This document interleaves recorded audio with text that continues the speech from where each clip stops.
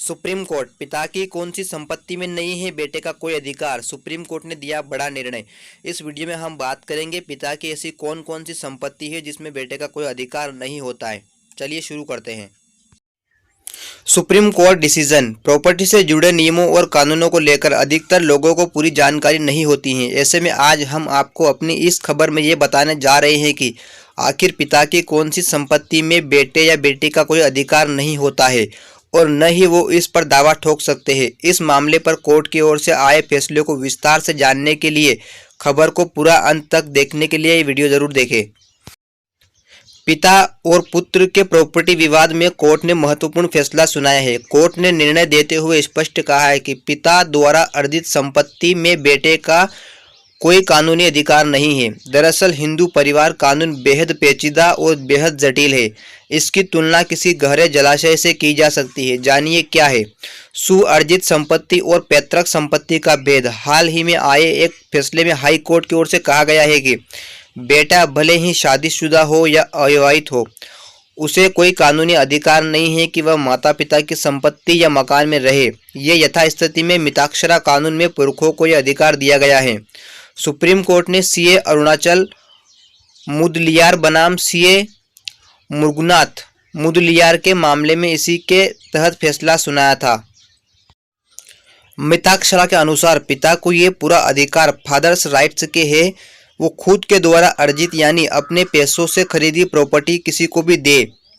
ऐसे संपत्ति में उसके पुरुष उत्तराधिकारियों का कोई अधिकार नहीं है। मिताक्षरा कानून के विश्लेषण में यही कहा जा सकता है कि पुत्र का पिता और दादा की संपत्ति पर अधिकार जन्म से ही हो जाता है, क्योंकि पैतृक संपत्ति के मामले में वो पिता पर आश्रित है या उनके मार्फत उसका अधिकार है। पिता का वर्चस्व और हित अधिक होता है क्योंकि वो उन्होंने स्वयं अर्जित की होती है।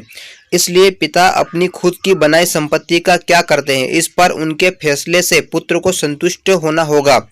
यहाँ ध्यान देने वाली बात यह है कि फैसले में स्वयं द्वारा अर्जित संपत्ति के बारे में कहा गया है, जबकि परिवार या संयुक्त परिवार की संपत्ति में बेटे का उतना ही अधिकार होगा जितना कि पिता का होता है। भारत में हिंदू परिवार कानून का ढांचा बहुत जटिल है और इसमें कई तरह की बारीकियां है। यहाँ बात हो रही है सुअर्जित संपत्ति और परिवार की संयुक्त संपत्ति में अंतर और इसे आत्मसात करने की। संयुक्त हिंदू परिवार हिंदू विधि के आधार पर ही चलता है। इस प्रॉपर्टी में जो भी हकदार होते हैं वे हमवारिस कहलाते हैं। किसी संयुक्त हिंदू परिवार की संपत्ति की तुलना विशाल जलाशय से की जा सकती है। इसमें प्रॉपर्टी अलग अलग स्रोतों में रहती हैं। इसी से परिवार अपनी बहुतायत जरूरतों को पूरा करते हैं। जानते हैं कितनी पीढ़ियों से मिली संपत्ति को पैतृक संपत्ति कहते हैं।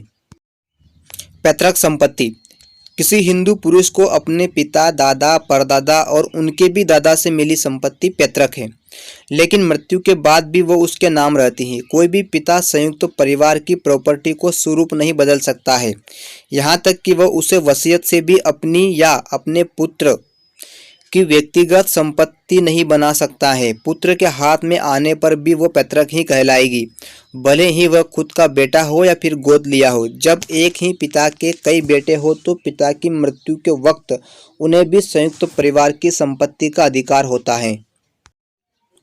ऐसी बेटियों को नहीं मिलेगा पिता की संपत्ति में हिस्सा। वैसे तो पिता की संपत्ति में बेटा बेटी बराबर का अधिकार है, लेकिन कुछ मामलों में बेटी को यह अधिकार नहीं मिलता है। जो बेटी अपने पिता के साथ रिश्ता नहीं रखना चाहती हैं, उस बेटी को अपने पिता की धन संपत्ति फादर्स प्रॉपर्टी पर कोई अधिकार नहीं है। रिश्ता नहीं रखने पर बेटी अपनी पढ़ाई और शादी के लिए भी पिता से किसी तरह के पैसे की कोई डिमांड नहीं कर सकती है। दरअसल सुप्रीम कोर्ट ने एक विवाहित जोड़े के तलाक की सुनवाई के दौरान यह अहम निर्णय दिया है। जानिए क्या है पूरा मामला। इस मामले में पति ने अपने वैवाहिक अधिकारों को लेकर एक याचिका दायर की थी, जिसे हाई कोर्ट ने अस्वीकार कर दिया था। इसके बाद पति ने सुप्रीम कोर्ट में अपने तलाक की गुहार लगाई।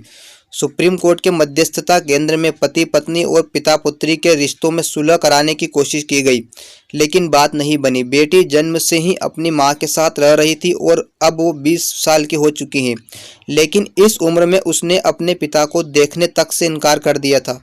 सुप्रीम कोर्ट के जस्टिस MM सुंदरेश और जस्टिस संजय किशन कौल की बेंच ने फैसले में कहा कि बेटी 20 साल की है और वो अपना फैसला लेने के लिए पूरी तरह से आज़ाद है। अगर वह पिता के साथ रिश्ता नहीं रखना चाहती है तो वह अपने पिता की प्रॉपर्टी में हकदार नहीं है, यहाँ तक कि शिक्षा और शादी के लिए भी पैसे की मांग नहीं कर सकती हैं। पति को देना होगा गुजारा भत्ता। सुप्रीम कोर्ट की बेंच ने कहा कि पत्नी के पास व्यवहारिक रूप से किसी भी तरह का पैसा और साधन नहीं है और वो अपने भाई के साथ रह रही है और उसका और उसकी बेटी का खर्च उठा रही है, इसलिए पति अपनी पत्नी के स्थायी गुजारा भत्ता देने का जिम्मेदार है। फिलहाल 8,000 रुपये हर महीने पति अपनी पत्नी को गुजारा भत्ता के तौर पर देगा या फिर वो अपनी पत्नी को एक मुश्त 10 लाख रुपए दे सकता है।